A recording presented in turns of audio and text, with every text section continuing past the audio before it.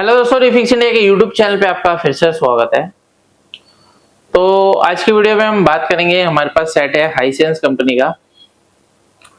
तो देखिए दोस्तों, ये जो सेट है ये 55 इंची का सेट है और इसके अंदर जो पैनल लग के आता है मैं आपको दिखा देता हूँ। जो ये पैनल है हमारा AEO कंपनी का है, यहाँ पे आप ये देख सकते हैं, इसका मॉडल नंबर है। तो अभी क्या है कि अगर आप यहाँ पे देखेंगे तो इसके अंदर क्या है, AEO का ओरिजिनल टीकॉन नहीं लगा हुआ है, यहाँ पे हाइसेंस कंपनी का टीकॉन लगा हुआ है। इसके अंदर आप यहाँ पे देख सकते हैं, जो कि हाइसेंस के सेट में ही लग के आता है। तो अभी जो इसके अंदर प्रॉब्लम है, तो प्रॉब्लम मैं आपको इसके अंदर दिखाता हूँ किस तरीके की दिक्कत हमारे को इसके अंदर देखने के लिए मिल रही है।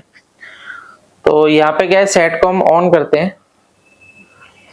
तो जैसे हम सेट को ऑन करते हैं तो अगर आप सेट की कंडीशन देखेंगे तो इसमें अगर आप देखेंगे तो आधे पे जो है व्हाइट कलर की पिक्चर आपको देखने के लिए मिल रही है आधे पे, और आधी जो पिक्चर है हमारी बिल्कुल फर्स्ट क्लास तरीके से चल रही है। यानी कि पैनल के अंदर जो दिक्कत है, आधा पैनल हमारा एबनॉर्मल है और आधा पैनल हमारा बिल्कुल फर्स्ट क्लास तरीके से चल रहा है। अभी देखिए, इस तरीके के जो पैनल आते हैं, इन पैनल को किस तरीके से चेक करना है, कैसे आप रिपेयर कर सकते हैं, तो इस वीडियो के अंदर हम देखते हैं। तो अभी क्या है कि अगर आप यहाँ पे देखेंगे तो इस पैनल के अंदर देखिए दोस्तों, सबसे ज्यादा जो प्रॉब्लम आती है, अगर आप यहाँ पे देखेंगे तो 2 FFC इसके अंदर लगी हुई है। तो दोनों FFC में से कई बार क्या होता है कि एक FFC के अंदर हमारा मॉइस्चर कार्बन आ जाता है, तब भी इस तरीके की दिक्कत आपको देखने को मिल सकती है। तो यहाँ पे क्या है, पहले मैं इसको निकाल लेता हूँ, यहाँ से इसको यहाँ से मैं निकाल लेता हूँ और इसी जगह क्या है, यहाँ से हम दूसरी FFC लगा के देखते हैं, क्योंकि ये FFC हमारी बिल्कुल क्लीन है। यहाँ पे आप ये देख सकते हैं, सभी पिन इसकी बिल्कुल फर्स्ट क्लास तरीके से ओके हैं। तो यहाँ पे क्या है, इसकी टेप वगैरह भी लगी हुई है, इसकी टेप को हटा देते हैं हम। तो अभी क्या है कि इस पैनल की हम कंडीशन देखेंगे दूसरा FFC लगाने के बाद। तो काफी सारे पैनल के अंदर इस तरीके की दिक्कत आपको नॉर्मली मिलती है। तो ये FFC मैं यहाँ से चेंज कर देता हूँ और चेंज करने के बाद अगर हम इसकी कंडीशन देखेंगे, क्या कंडीशन हमारे को मिल रही है, तो सेट को ऑन करते हैं दोबारा से और यहाँ पे अगर हम देखते हैं तो अगर आप देखेंगे तो सेम कंडीशन हमारे को देखने के लिए मिल रही है। यानी कि हमने इसका FFC बदल दिया है और FFC बदलने पर भी हमारे को सेम कंडीशन मिल रही है। तो अभी क्या होता है कि अगर इस तरीके की कंडीशन अगर हमारे को देखने को मिल रही है, तो सबसे पहले हमारे को इसके अंदर करना क्या है, तो यहाँ पे क्या है, हम पैनल के अंदर अगर हम देखते हैं तो पैनल की सबसे पहले हम वोल्टेज वगैरह चेक कर लेते हैं एक बार प्रॉपर तरीके से, क्योंकि पैनल में कई बार वोल्टेज एबनॉर्मल होने पे भी इस तरीके की दिक्कत मिलती है। यहाँ पे अगर आप देखेंगे तो ये जो सर्किट है हमारा एक साइड का और ये एक साइड का है। यहाँ पे देखेंगे तो ये टीकॉन IC हाइसेंस कंपनी की लगी हुई है। ये हमारी रोम IC है जो कि इस टीकॉन IC के साथ कम्युनिकेट करती है। और यहाँ पे अगर आप देखेंगे तो ये बक कन्वर्टर लगा हुआ है। तो बक कन्वर्टर पे अगर मैं वोल्टेज देखता हूँ तो यहाँ पे हमारे को 1.2 वोल्ट की सप्लाई मिल रही है। अब ये जो 1.2 वोल्ट की जो सप्लाई होती है, ये हमारे टीकॉन IC की कोर वोल्टेज होती है। उसके बाद यहाँ पे अगर हम देखते हैं तो ये 1.8 वोल्ट है, जो कि हमारे टीकॉन IC के अंदर जो रैम लगी होती है उसके लिए वोल्टेज होती है। और यहाँ पे क्या है कि अलग अलग वोल्टेज हमारी बनती है। वैसे तो हमारी वोल्टेज ओके होनी चाहिए सभी, क्योंकि जब भी हमारी पिक्चर जो है वो प्रॉपर तरीके से बन रही है। तो यहाँ पे अगर आप देखेंगे तो -10 वोल्ट की सप्लाई भी ओके है हमारी। और यहाँ पे हमारा DC टू DC सर्किट है। तो जाहिर सी बात है, अगर हमारी पिक्चर बन रही है तो DC टू DC सर्किट जो होगा वो हमारा ओके कंडीशन में होगा, तभी हमारा जो है पिक्चर बन रही है। लेकिन फिलहाल अभी जो हमारे को कंडीशन देखने के लिए मिल रही है कि आधी पिक्चर जो है हमारी एबनॉर्मल है। तो इसके लिए दोस्तों हमारे को क्या क्या चीज चेक करनी पड़ेगी, तो सबसे पहले हम यहाँ पे वोल्टेज चेक करते हैं। तो हमारे को 1.8 वोल्ट की सप्लाई जो है यहाँ पे देखने के लिए मिल रही है। 1.8 वोल्ट हमारा ओके है। वीकॉम वोल्टेज देखते हैं तो यहाँ पे हमारे को 5 वोल्ट 6 वोल्ट की सप्लाई मिल रही है। यहाँ पे आप ये देख सकते हैं, ये वोल्टेज ओके है हमारा। और भी इसकी वोल्टेज जो होती है हमारी, जैसे VDDA वोल्टेज 15 वोल्ट की सप्लाई हमारी ओके है। तो अभी क्या है कि जो हमारा टीकॉन बोर्ड है, तो टीकॉन बोर्ड के अंदर ऑलमोस्ट जितने भी वोल्टेज है वो हमारी ओके है। अगर टीकॉन के अंदर हमारी सभी वोल्टेज ओके रहेंगी तो हमारा पिक्चर तो बनेगी ही बनेगी। कई बार क्या होता है कि हमारे टीकॉन के अंदर वोल्टेज एबनॉर्मल होती है, तब भी इस तरीके की दिक्कत मिल सकती है। उसके बाद अगर आप यहाँ पे देखेंगे तो ये हमारी गामा आईसी लगी हुई है, और ये जो गामा आईसी होती है ये गामा के सिग्नल जनरेट करती है। तो गामा आईसी अगर खराब होगी तो दोस्तों दोनों तरफ से हमारे को इस तरीके की पिक्चर देखने को मिलती है, यानी कि ओवर ब्राइटनेस मिल सकता है गामा की वजह से, या फिर नेगेटिव पिक्चर आपको देखने के लिए मिल सकती है। तो अभी मैं क्या है गामा की अगर वोल्टेज देखता हूँ तो 14 वोल्ट की सप्लाई हमारी गामा के अंदर जा रही है, गामा की जो वोल्टेज है।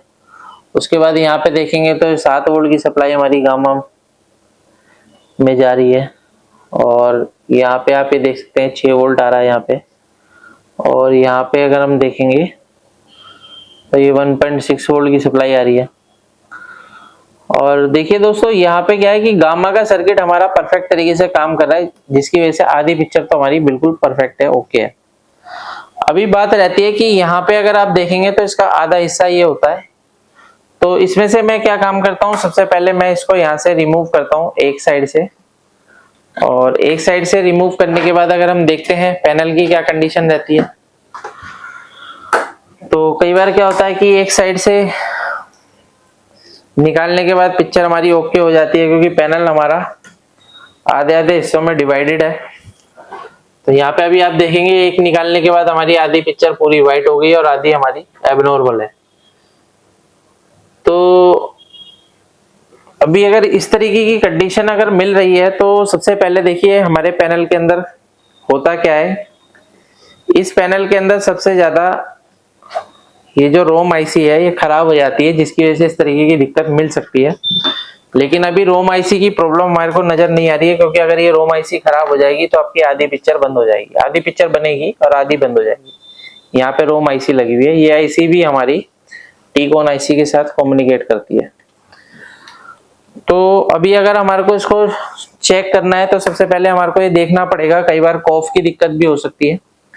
तो मे भी हो सकता है कॉफ अगर हमारी खराब हो जाएगी तब भी इस तरीके की दिक्कत मिलेगी। तो सबसे पहले हम मल्टीमीटर को सेट कर लेते हैं कंटिन्यूटी पॉइंट पर, और कंटिन्यूटी पॉइंट पर सेट करने के बाद यहाँ पे आप ये देख सकते हैं यहाँ पे इतने सारे पीएफ लगे हुए हैं। सभी पीएफ को अगर हम यहाँ पे चेक करेंगे ये ओके है, ये ओके है, ओके है। तो यहाँ पे क्या है हमारी सभी पीएफ ओके हैं, ये भी ओके है, ये भी ओके है, ये भी ओके है, ये भी ओके है। तो ऑलमोस्ट अगर आप यहाँ पे देख सकते हैं सभी पीएफ ओके हैं। सभी कॉफ आईसी के पास जितने भी पीएफ लगे रहते हैं सभी हमारे ओके हैं। उसके बाद यहाँ पे देखते हैं तो ये भी पीएफ लगे हुए हैं, यहाँ पे आप क्लियर देख सकते हैं। तो कोई भी पीएफ जो है शॉर्ट नहीं है अभी यहाँ पे। और आगे चेक करते हैं तो ये पीएफ भी हमारा ओके है, ये भी ओके है। तो अभी क्या है कि पीएफ वगैरह तो हमारे सभी ओके हैं, ये भी ओके है, यहाँ पे देखते हैं ओके है, यहाँ पे आप ये देख सकते हैं सारे पीएफ ओके हैं। तो पीएफ तो हमारे सभी ओके हैं, और यहाँ पे हमारे कुछ रेजिस्टेंस लगे हुए हैं। तो रेजिस्टेंस की वैल्यू अगर हम देखते हैं तो रेजिस्टेंस को चेक कर लेते हैं एक बार। कई बार रेजिस्टेंस में भी दिक्कत होती है। तो ये हमारे 100 ओम की रेजिस्टेंस है, तो ये ओके है हमारी। यहाँ पे भी देख सकते हैं ये भी ओके है। यहाँ पे देख लेते हैं, यहाँ पे हमारे पास एक ट्रांजिस्टर लगा हुआ है। तो ट्रांजिस्टर को चेक करने के लिए हम कंटिन्यूटी पे आ जाते हैं।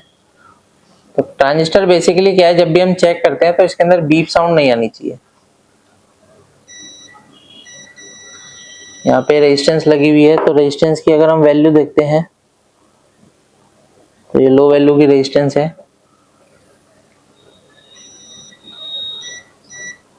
यहाँ पे भी एक पीएफ लगा हुआ है।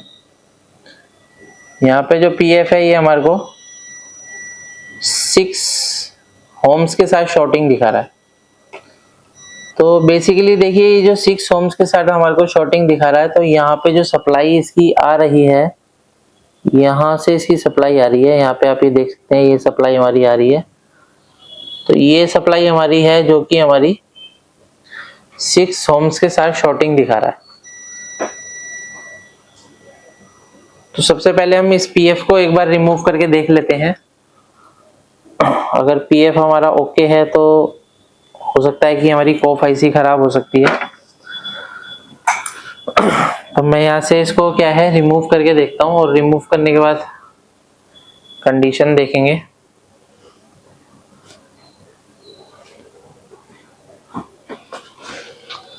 आयरन ऑन कर लेते हैं। तो अभी क्या है कि दोस्तों जब भी आपके पास इस तरीके से पैनल आते हैं, पैनल के अंदर अलग अलग तरीके के फॉल्ट आते हैं, तो आपको देखिए प्रॉपर तरीके से चेक करना होता है कि पैनल के अंदर दिक्कत किस तरीके की दिखाई दे रही है। ऐसा नहीं है कि सभी पैनल के अंदर आपको सीकेवी ही शॉर्ट मिलेगा। तो ये मैंने यहाँ से इसको रिमूव कर दिया है, और रिमूव करने के बाद इसको हम यहाँ पे चेक करेंगे। इसको मैं यहाँ पे साइड में रख देता हूँ, और यहाँ पे क्या है अभी हम इसकी शॉर्टिंग चेक करते हैं। तो अगर आप यहाँ पे देखेंगे तो अभी शॉर्टिंग इसके अंदर नहीं है, यानी कि पीसीबी के अंदर ही शॉर्टिंग थी जिसकी वजह से इस तरीके की दिक्कत थी। पीएफ को अगर चेक करेंगे तो यहाँ पे आप ये देख सकते हैं पीएफ हमारा शॉर्ट है। ये देख सकते हैं पीएफ हमारा शॉर्ट है।